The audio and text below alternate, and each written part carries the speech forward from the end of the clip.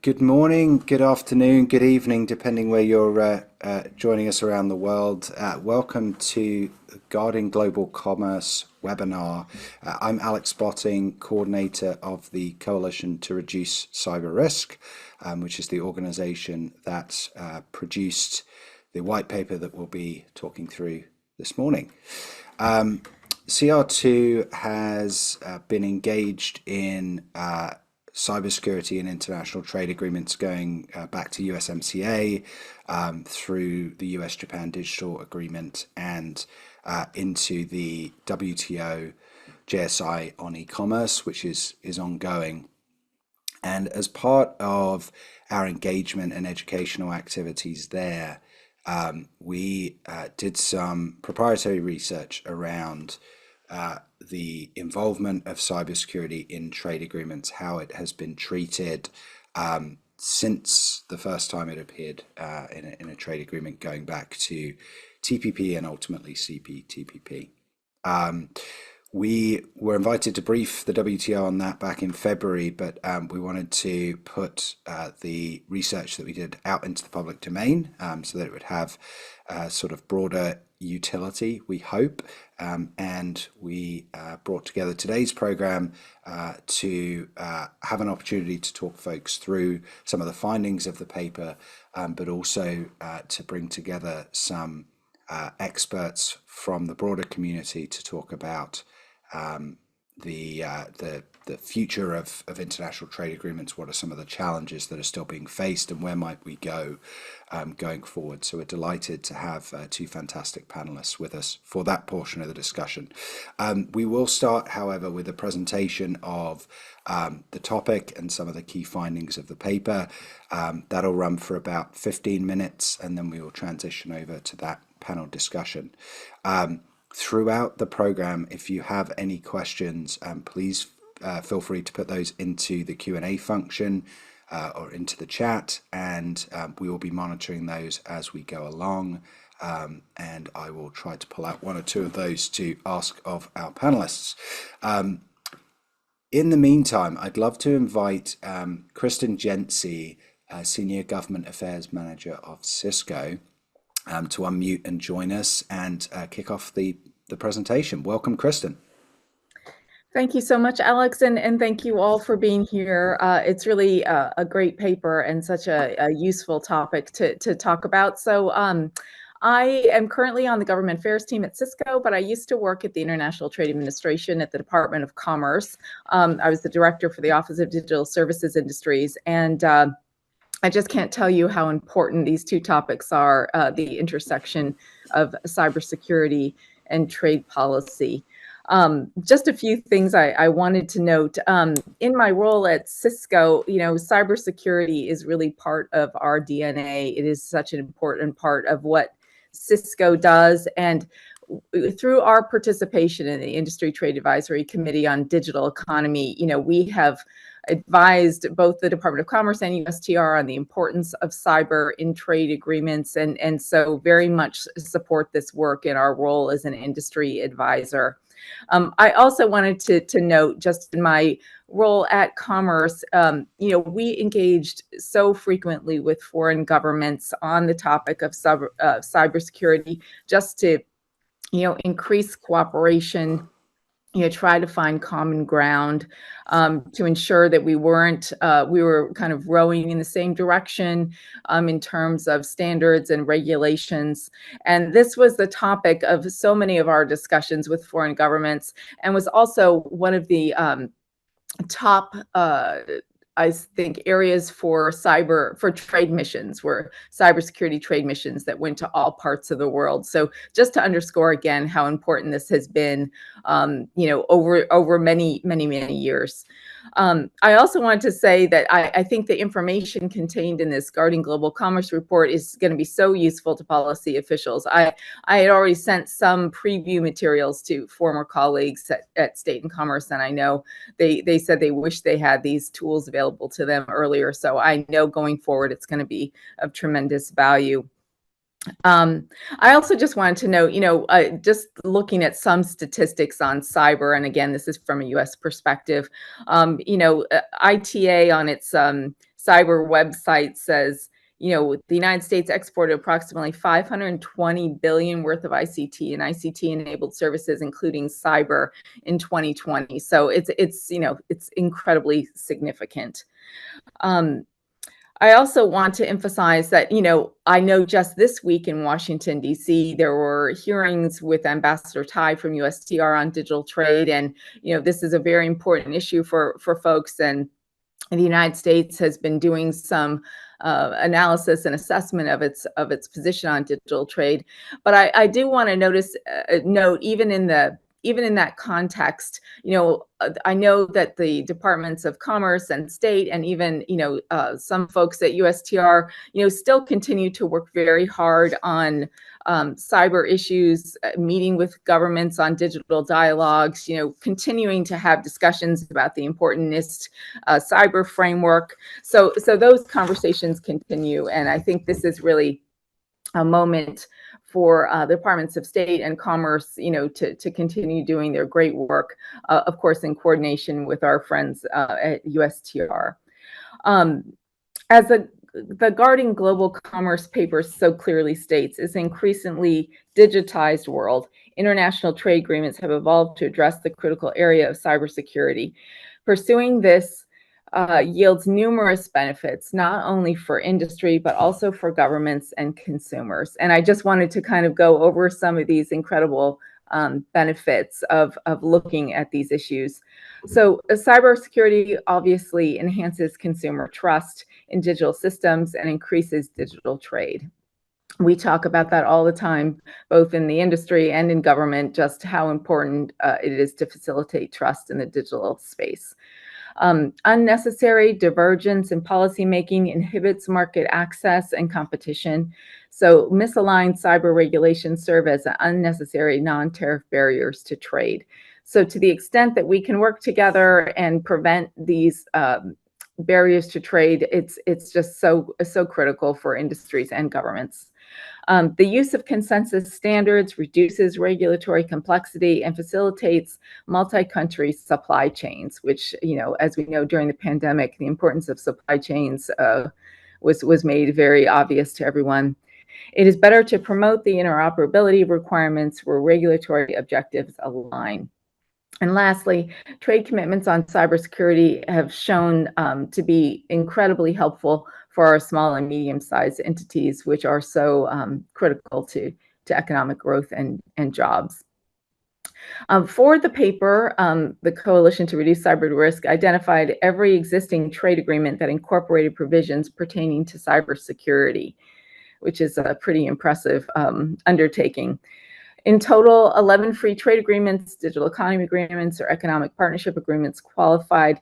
This incorporated 22 countries from 5 regions, including Asia, Europe, North America, Oceania, and South America. I just wanted to note quickly is some of the key cyber components in some of these agreements include the following issues. One, just making a firm connection between cyber and trade is the first one. The second, executing government capacity building, which I know that's something we spent a lot of time doing back in the commerce days. 3, talking about international operational collaboration. 4, talking about workforce development collaboration. 5, industry use of risk management frameworks like the NIST cyber framework. Industry use of international standards.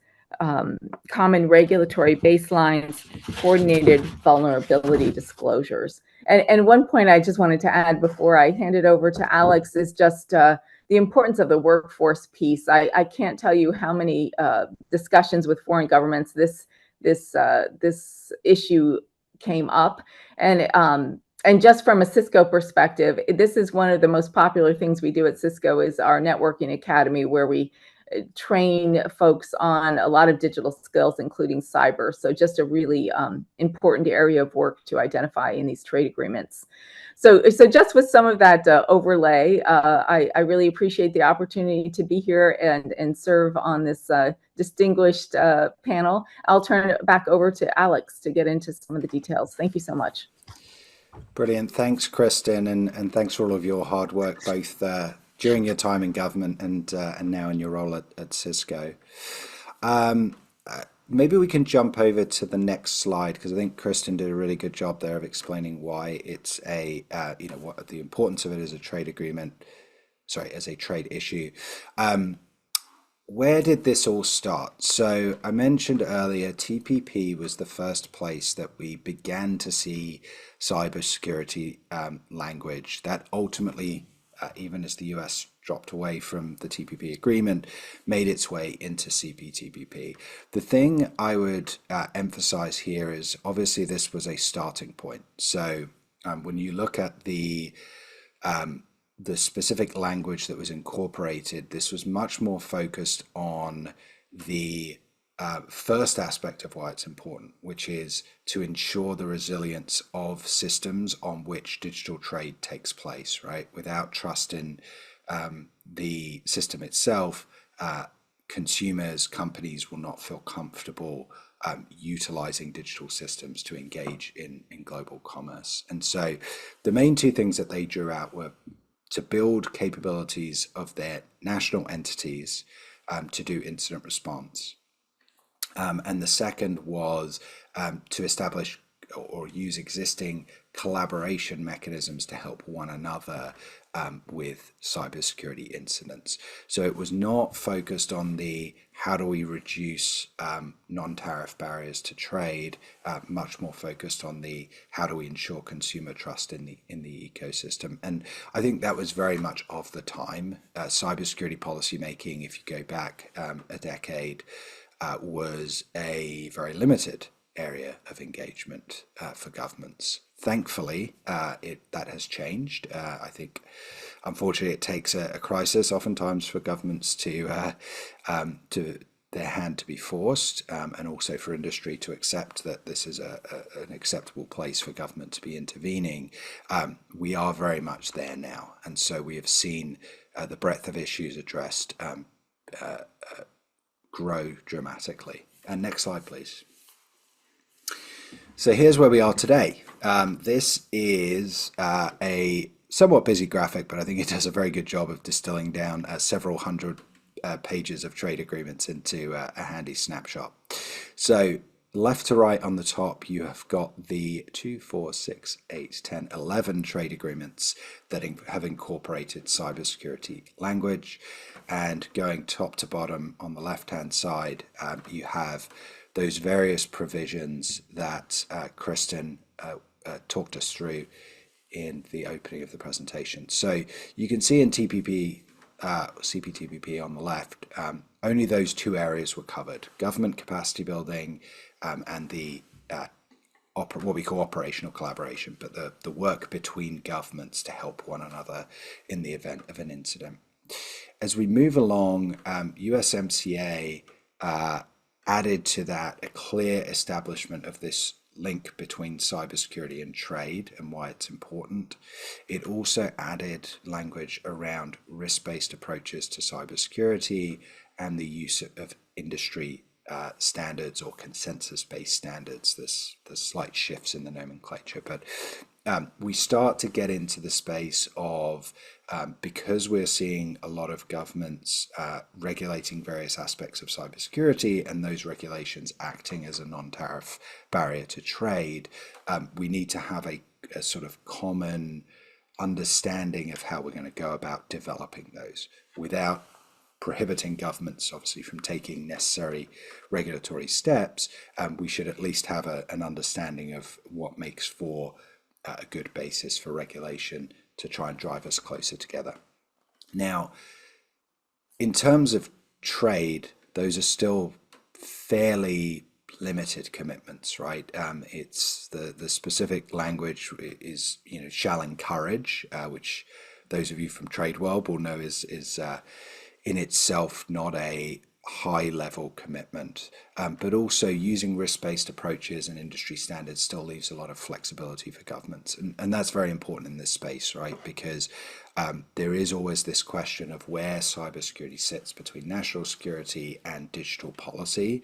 The reality is when we're talking about regulations on the private sector, it can sit somewhere between the two. It's probably more digital policy than it is national security, but there are elements of both.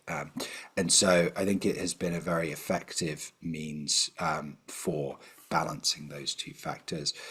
And you'll see as we go along, the other common theme that's been introduced is workforce development collaboration, which Kristen, I thought, articulated very well the importance at the end there. This has become increasingly common, in part because it is such an acute issue within cybersecurity. And I expect that is something that we will see in most ambitious trade agreements going forward. I think it's a real positive to the ecosystem to drive that collaboration, even as it again kind of sits in that bucket of not touching the regulatory piece, but more what can we more broadly do to advance cybersecurity in the ecosystem to enhance digital trust. The final one that I want to call out from this slide is the third from the right column, which is the UK-Singapore Digital Economy Agreement, which I am willing to state is the most ambitious trade agreement to date in terms of what it incorporates. Not only does it incorporate all of the factors we've mentioned before, but it moves into an area which really looks like a more comprehensive commitment to reduce non-tariff barriers, and that is having a common regulatory baseline for the security of connected devices. So if you think your smart fridge or your smart meters or whatever it might be, but those two governments came together and said we will have a mutual recognition agreement for our cybersecurity requirements for those devices. And from a trade perspective, this makes a lot of sense, because if you're going to manufacture a smart toaster or whatever it might be, or a smart baby monitor, you're typically doing that so you can sell it around the world. And if we have individual countries creating their own labels or their own slightly differing requirements, it fundamentally impacts the trading goods around the world, particularly as more and more devices become connected. And so huge commendation for the two governments in being the first to address that particular topic, which I think very much falls in the sort of digital policy and frankly physical trade world.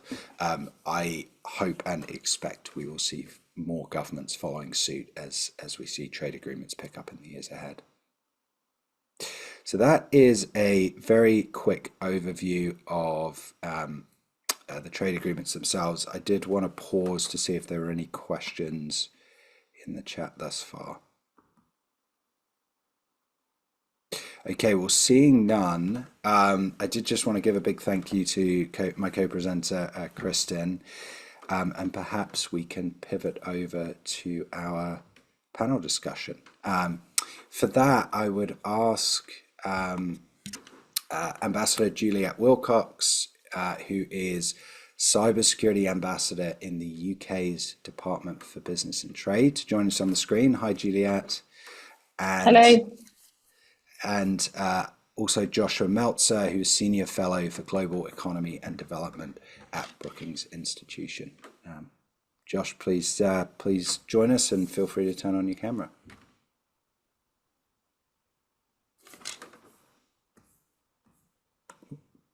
There we go. Perfect. Hello, Josh. How are you? Well, thank you. Good, good. Okay, let's jump on in.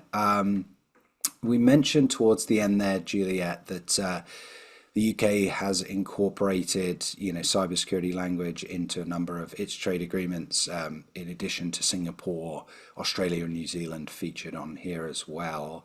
And I think it's fair to say that that places you as a real leader in the trade space around cybersecurity.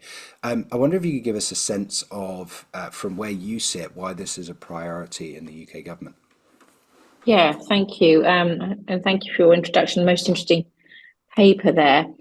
So my role as the cybersecurity ambassador is to promote the UK's cybersecurity industry and to help it find ways to export and to trade. So all of these issues are critically important to our industry. But of course, it comes at a time when the UK has negotiated quite a large number of free trade agreements and other similar things. And what is interesting is how words about cybersecurity and digital trade are incorporated in a number of these agreements. So free trade agreements are the headlines because they're enforceable, etc. But there are also digital trade agreements, there are digital economy agreements, there are MOUs, all of which have varying degrees of detail and indeed force. But I think it has helped that the UK has been negotiating these at a time when the need for the digital economy to have free-flowing data, unimpeded data, to reduce the friction and to enable the use of that data across borders and to protect it has become, not only obvious but paramount in order to enable trade. And so much more trade is not only enabled by this sort of digital technology, but actually is digital trade. So you're no longer having to do physical trade in an awful lot of things. So when you think about the free flow of the data and the need to make sure that you can maintain that, then you're looking at including in agreements. And the reason why the UK would cover all those areas you talk about is, first of all, if you want to make sure that data can flow freely, then you really have to remove some of the localization of data requirements if they're not justified. So you need to make sure that people are not required to buy server space in a particular country in order to be able to have the data there. You need to work out how you can replace time and money and save on the paperwork, because things can be signed electronically. You want to make sure that you can have the new electronic trust services. There are all sorts of things that are now being developed for electronic trade. So can you use them? Can you trust them? So they come with the need for cybersecurity in themselves as well. You want to make sure that this is interoperable as well internationally with your chosen partners. You need that certainty and security. So you're right, the trust that people need to feel when they're using some of these services, or indeed the trust that if they are transferring important data for their own, for their business purposes, that it's protected. So that requirements that people have to ask for source code, for example, is an undermining factor. So you need to be able to remove that or encryption technologies in order to make sure that the cybersecurity industry itself feels able to operate across borders. So it's good for the industry as well. And then I think once you look at the potential to make use of technology and then removing some of those trade barriers to enable research and development and collaboration and that sense of the mutual recognition, which we can talk about at length, I'm sure, that sense that if you can get this right, then it enables not only trade that needs to be digitally enabled, but also the trade of cybersecurity in itself to be able to operate across borders, because it doesn't know borders as a sort of concept. As I look to get myself off mute there. No, I completely agree with that. And I'd love to drill down on that topic of, you raised data flows and source code. And Josh, maybe I can bring you in here. They've become really contentious issues, right? Particularly over the past year. I think I would count myself amongst an awful lot of people who are surprised by the promptness with which USTR, I'm not going to say fully reversed their position, but certainly rode back their support for what had been established US trade policy for a couple of years, and that surprised many at the WTO. What are some of the challenges in tackling these complex topics like data flows and protection for source code? And do you see a clear path forward to drive consensus around them? Yeah, great to be here, and congratulations on the paper. Look forward to reading it. So I think the fundamental challenge, I think, with some of these so-called data flow provisions, commitments to data flows, no data localization, access to source code, is getting the balance right between, you want to promote cross-border data flows, there's good reasons that you want to discourage requirements of data localization. There are, very good reasons why you want to have some limits around when governments can require access to source code. But on the other hand, governments also have legitimate reasons where they're going to want to regulate. They might need to restrict data flows. They may need to require data to be localized, and you may need access to source code. So the framework for addressing that balance has been the typical sort of framework we've had in the trade agreements in the WTO for, since the GATT, which is, the commitment balanced by, an GATT's Article 14 style exception provision. And I think the question sort of that's increasingly, being raised as sort of digital issues become more prominent, the security kind of elements and risks from digital connectivity grow, is whether that framework is fit for purpose, is appropriate. And I think that's kind of, to some extent, that's kind of what the revision that's under what that the USTR has been sort of signaling it wants to do with respect to these provisions comes from. So from the US perspective, from the USTR perspective, this is sort of a complex inside the Beltway discussion at the moment. But is that, domestic regulatory goals around consumer protection and competition and so forth are not appropriately enabled by the way that those provisions are drafted and the exceptions provisions and so forth. So, I think that the fundamental question is essentially, what's the trajectory of where governments feel that they need to be when it comes to regulation? And, are the ways that these have been currently framed in trade agreements providing appropriate flexibility, or do we need to make some adjustments? And if you were to make adjustments, and you see, if you look at, say, for instance, the way that the EU has been making commitments on, data flows, for instance, in the agreement with the UK, you look at the way that this has come up in the Regional Comprehensive Economic Partnership, that actually countries, groups of countries, regions have played with these somewhat differently. There's not like a one size fits all template out there at the moment in any event. So I think this is kind of a dynamic space, but I think that's a set of issues that's at play. Interesting. Do you have anything to add on that as you initially raised the topic? Yeah, I mean, I agree with the point about there will always be exceptions, and I think one of the words that we've used is sort of unjustified data localization. So I do think that there is not a blanket option here, because governments will always want to have some things that they want to understand. But as with all of these things, and it's a sort of working towards, and as much as we possibly can, I think is the aim, really, to give confidence to most organisations who are wanting to use trade through digital trade mechanisms, that they will be able to have a free flow of data, and that the data will be there for them to access. But yeah, exceptions will exist, I think, and that's something we always have to sort of work through.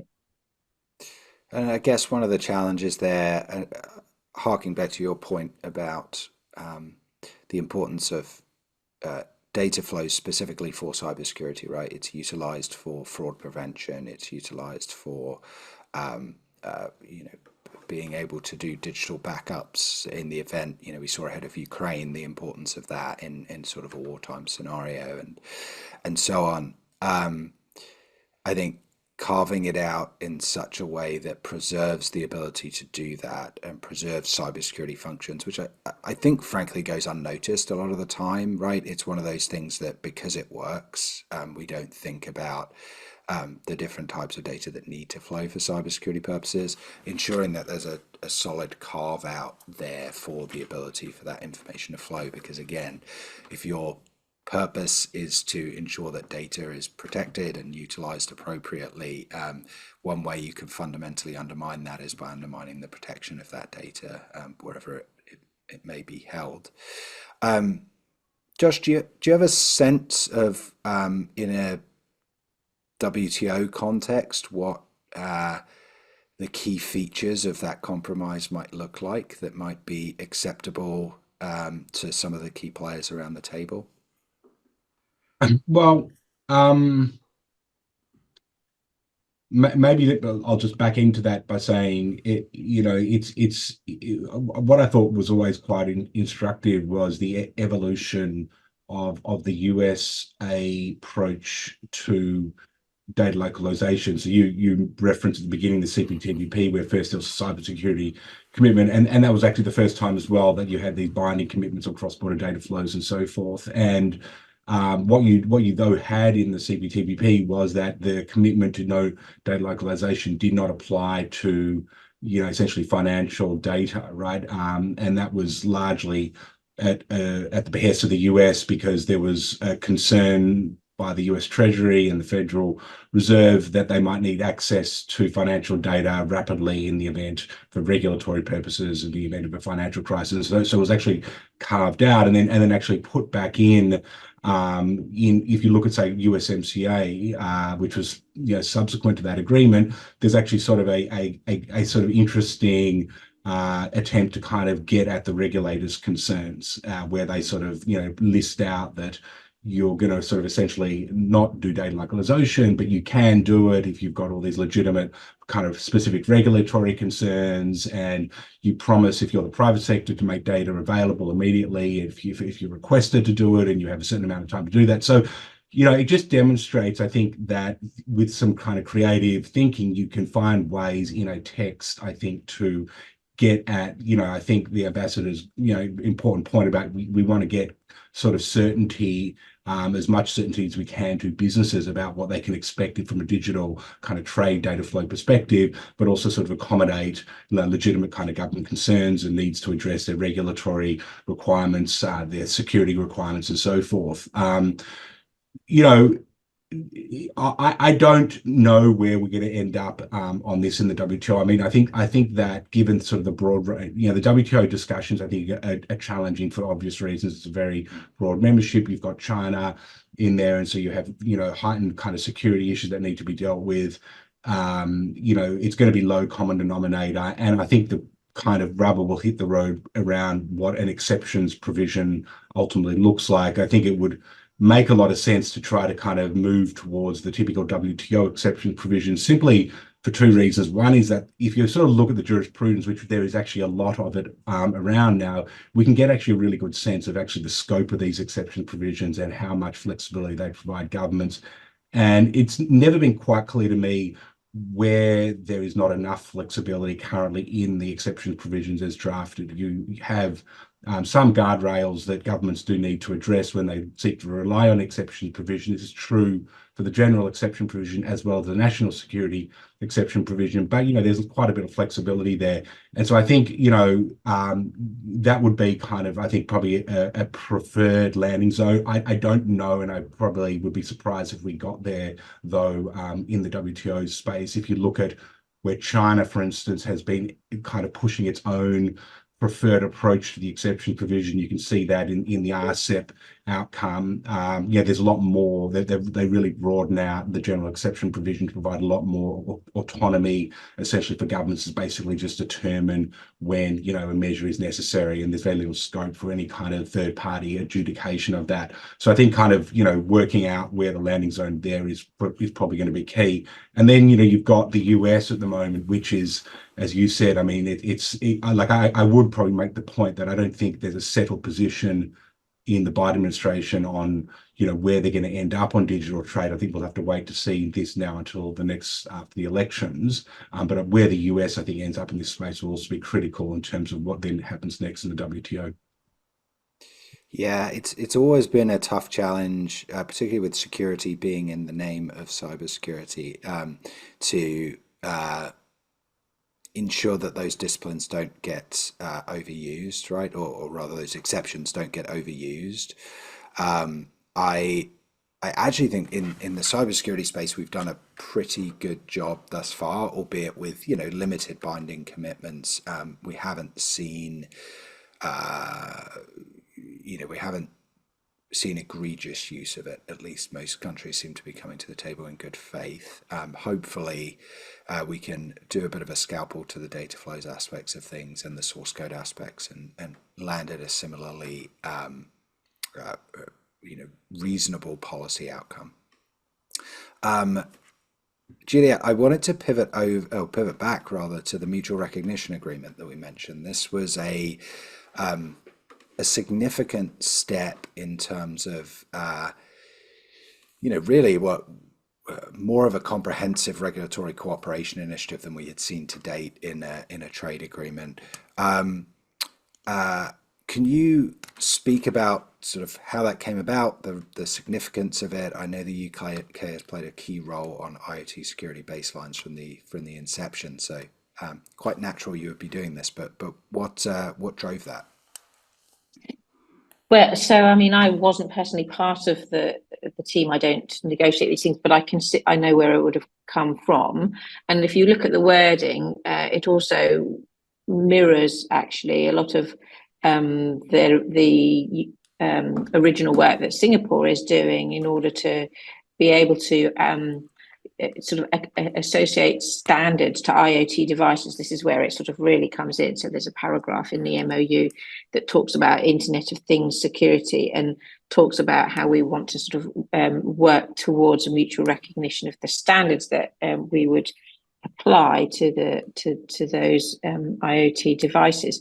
And Singapore has been leading actually in the way that it wants to assess and then make public how safe and secure IoT devices are.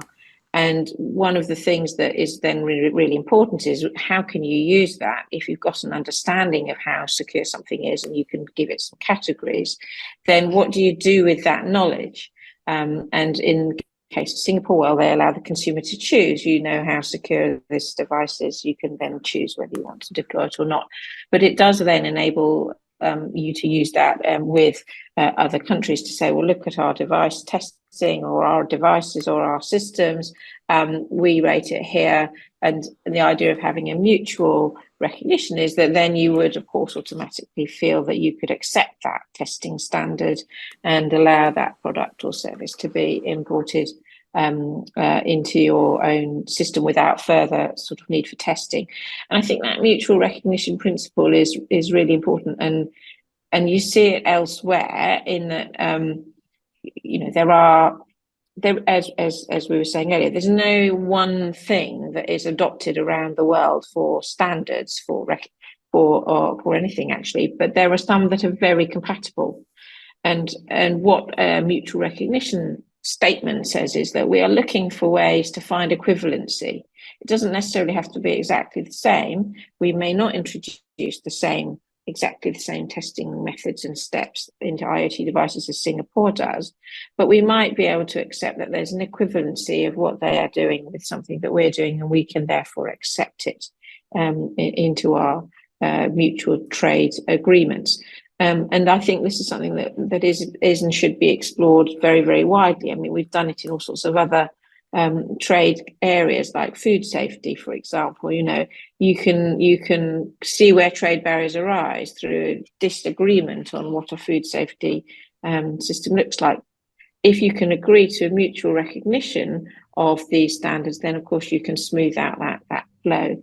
I find, as I look at other countries and other things that are being assessed, and that includes, for example, FedRAMP in the US, and is one of the trickier things to get through for a company.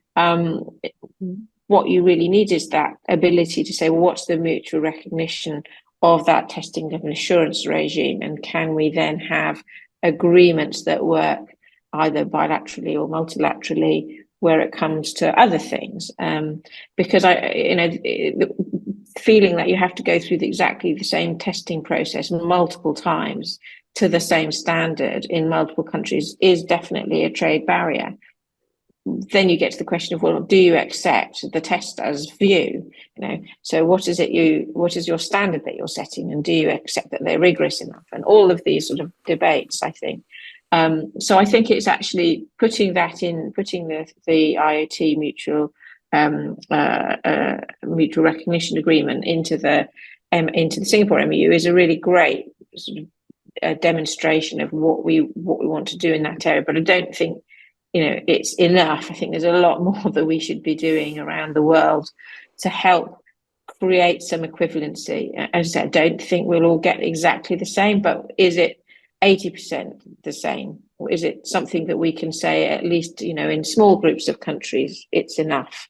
Whether it's a product like IoT or whether it's software, or whether it's something else that we feel that we want to deploy sort of particular standards on. So yeah, really interesting direction, I think, and I think one of the most important when it comes to a trade barrier. And so that this is instructive for, sort of other governments that may be looking at this, the agreement itself merely states the intent to create that mutual recognition agreement, but then the work is presumably done on the back end. Is there a particular mechanism that's been delegated, a regulatory cooperation forum or some kind of standalone engagement between the two governments to sort of drive forward the back end work? So I think that will come. So again, it's working out what are your standards. So how are you assuring your IoT standards? And Singapore has been first to come up with its own system, but it will be talking, and there will be discussions going on in order to, and that is the point for these MOUs, is if you've agreed that that's a goal, then once somebody's come up with a way of doing it, you actually do have to get to the point where you say, yes, we've fulfilled our goal, and that while we may not use exactly the same system to test and to evaluate, what we do is that what we will be doing is getting our experts together to say, do we understand and accept the way that you've been doing your assessment and recognition, in which case we can have that mutual recognition in the UK. And in the meantime, the UK will be looking at what Singapore's done and thinking about how because it's already passed legislation on, the protection and security for sort of devices. It's how it then deploys that in terms of creating that set of standards and what it wants to do to enforce that. But the intent is that, having got it in an MOU, you will do that in a way that, at least with Singapore, creates a sort of the ability to have a mutual recognition and an equivalency. And in and of itself, I think it's a nice callback to what was one of the initial, within USMCA, for instance, one of the components was to talk about international standards and the importance of leveraging those, because my assumption is that since the UK effectively created the international standard ETSI 303645, or rather developed something domestically and then took it to a standards body to make it into a standard. And Singapore has referenced that in its own labeling requirements. That in many ways has created the common baseline for those two countries to be able to make that commitment, right? Because at very least you're working from the same standard, and so you can probably bridge the other differences. So I think even for governments that may not yet feel comfortable getting to that level of sort of trade commitments, at very least that call out for the use of consensus-based standards or international standards is so important, because it's what paves the road to some of this deeper cooperation. So Josh, I'll just add a quick point to that. I mean, I would completely agree, and so to that extent, it's the thought leadership and the ability to be one of the early movers in any form of standards recognition is really important. So if any country has a standard that it feels is important for either its own industry or its mutual collaboration, then you have to be willing to be at the forefront of those discussions, because there are risks that other countries with a different set of standards might feel that they want to take the lead, and it'll be their standards that get adopted first. So yeah, if you've got an interest in it, you've got to speak up and be part of the conversation. Amen. Absolutely echo that point. Josh, I want to start taking a bit of a forward look, and I had a 30,000 foot question for you, which is completely going off script, so I apologize. You can ignore it and answer a completely different question if you'd like. But we're seeing as free trade agreements have become more challenging in certain parts of the world to conclude what we consider as comprehensive free trade agreements, we're seeing more and more digital economy agreements signed, standalone forums for regulatory cooperation. In the case of data flows. We saw the G7 effectively kick the process of fleshing out data free flows with trust to the OECD to develop an expert group to kind of figure out what that should look like. It seems like we are trying to grasp at any potential forum we can to drive forward what is ultimately a trade agenda in the absence of a lot of trade agreements to do that through. And I wonder if you can give us a sense of what you see the future looking like in terms of that trend, but also are there any downsides to that, as opposed to doing a WTO commitments around it, passing something to the OECD, is that weaker in terms of enforceability? What are some of the trade-offs? Well, full disclosure, I'm on the OECD expert group for data free flow with trust. Same. Good. So I mean, this is not a self-interested statement. I mean, I think that a lot of this stuff does need to be fleshed out outside of a trade negotiating context. And this is typically, what has happened before, where trade agreements are great for kind of bootstrapping existing standards that have been developed by in other bodies into a trade agreement, but they're not really the best forum for negotiating the content of those standards. And so I think we've had this framing of data free flow with trust and some work around what that might mean, but there's a lot of work that's required to kind of give it more grounding, and the OECD seems a good enough place to do that in. And this is also true of the ambassadors references the important role of standards here. I mean, you need that done in standards bodies, not in a trade negotiating context, and then they can be pulled into trade agreements. So I don't see that development as problematic. I think it seems sort of appropriate in many respects. I think that, I mean, there's another question. I think there's another part to your question, which I think is, again, I'm sort of unashamedly taking a kind of a US perspective on this, which is what's the future of trade agreements look like for the US, and how does the US pursue digital cooperation, cybersecurity cooperation, going forward? And I think it's really an open question, quite a dynamic space. I mean, I think there's a real grappling with, what's the role for trade agreements in sort of the firmament of trade policy tools in the US going forward. If you look at the Indo-Pacific Economic Framework, they haven't done sort of the so-called trade pillar, but if you look at the supply chain pillar, for instance, there's a lot of language in there. You need to parse it, but there's a lot in there on security, resiliency, and predictability. And one of the things I think that's, there's a lot of, your point, I think, Alex, when you're introducing about the difference between should and shall. I mean, there's a lot of, shoulds rather than shalls, but what I think is actually the most important outcome of the supply chain pillar is this essentially supply chain council they establish, which is really the beginning of a more formalized cooperative body to kind of on an ongoing basis develop the approaches, tools, standards, MRAs, and so forth to really build out resiliency, security, trust in supply chains. And I think it underscores that this is going to be very much an ongoing iterative process, and that we're going to probably need more new dynamic forms of cooperation that that kind of can address the ongoing issues as they come up. So I think if you think about the cybersecurity space, I mean, I was sort of reflecting on your conversation just now about standards and MRAs, and I think it's absolutely an important component of what we think about when we think about building out common approaches to cybersecurity.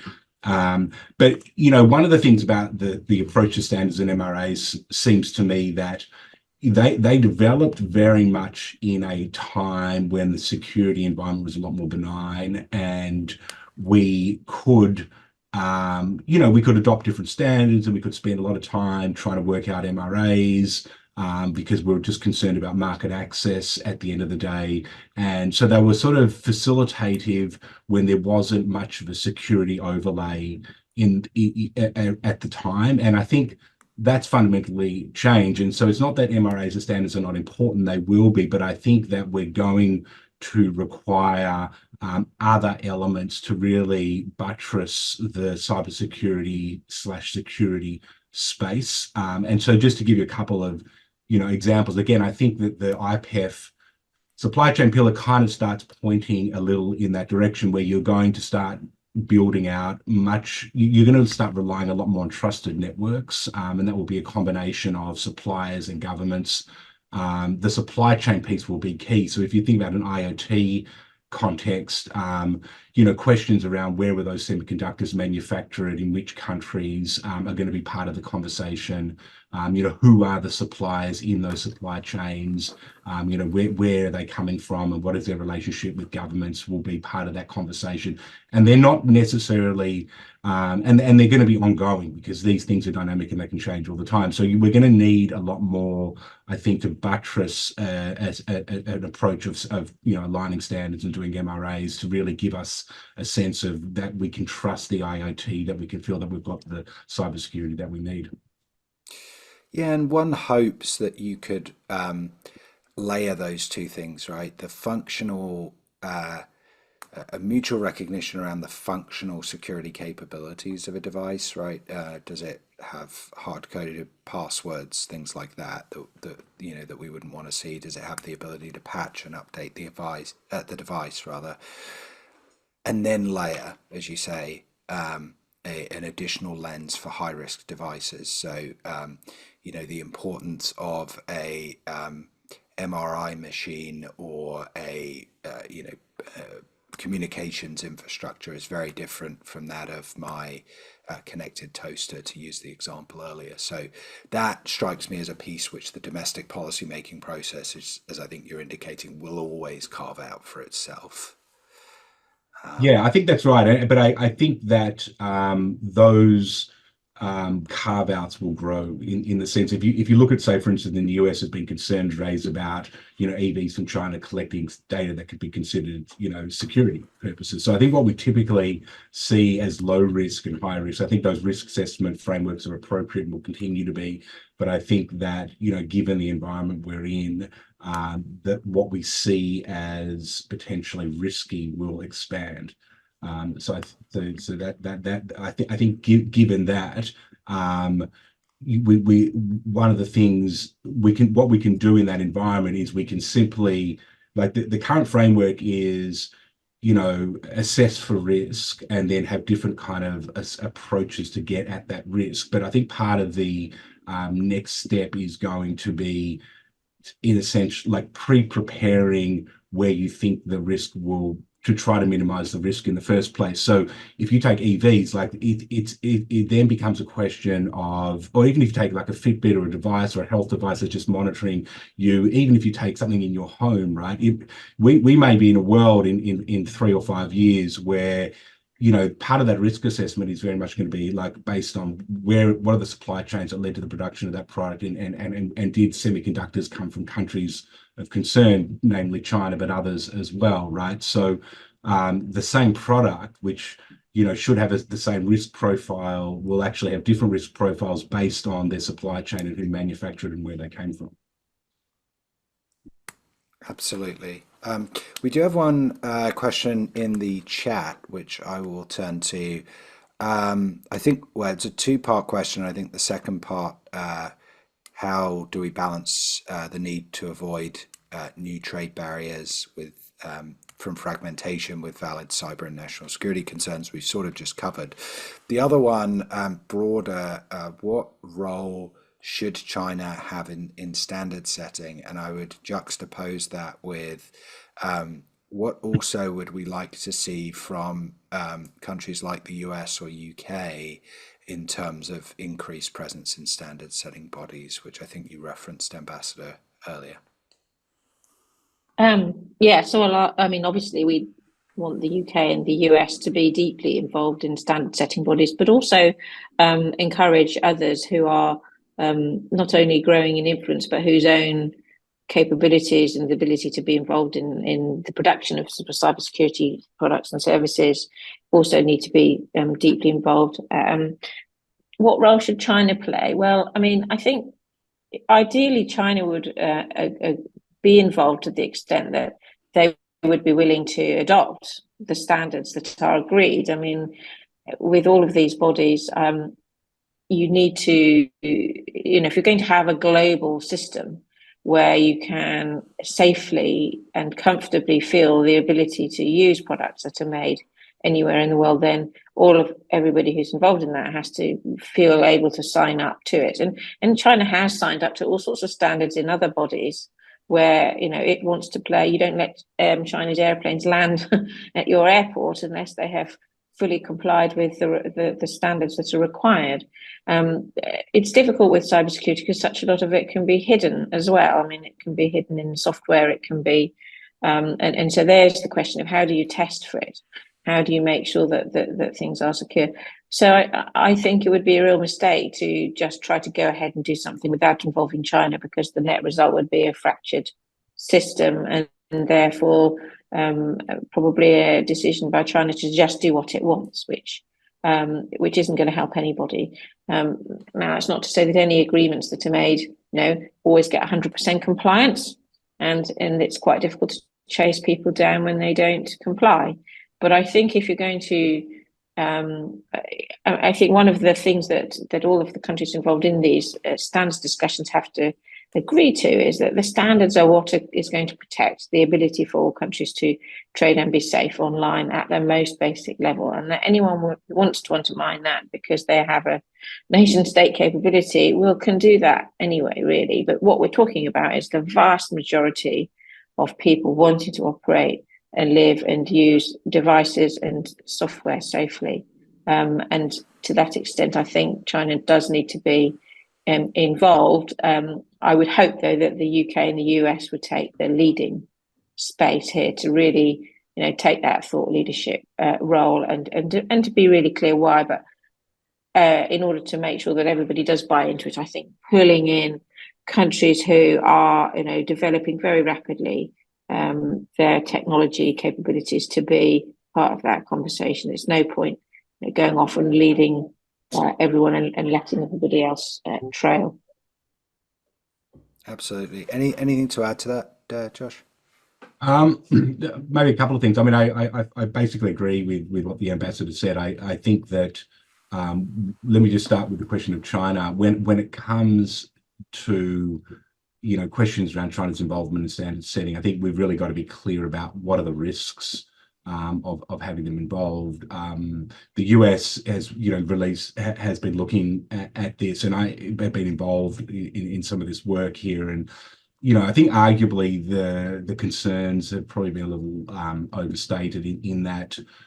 There's definitely examples of China, trying to flood the standards bodies with representatives and, putting forward, less than optimal sort of technical solutions. But, often these standard bodies, depending on the standard body, they run by consensus, they're ultimately driven by producing the best technical outcome. And it's sort of through their own governance procedures have really managed to deal with that process. And you speak to US industry and European industry and others, there's a confidence that they, not being overwhelmed by, kind of bad Chinese behavior. On the other hand, it's really important to emphasize that these are industry-led, sort of technically driven standard bodies. And so, China can bring a lot of technical expertise to these bodies. Like, we don't have to see everything through the lens of sort of like malign intent or, geostrategic goals, but also in a lot of these environments, they're just going to bring a lot of helpful technical experience to the table, and that should be encouraged and welcome. And, this is sort of also to the ambassador's point that we want to avoid a fragmentation of sort of the technology landscape. And, one way of trying to avoid that is by trying to develop common standards. So there is, I think, clearly an ongoing role for China, but to, obviously engage with eyes wide open and be alert to, strategic concerns about, what ways that China might try to play those standards bodies. But so far, those concerns don't seem to have sort of undermined the ability of these bodies to work effectively.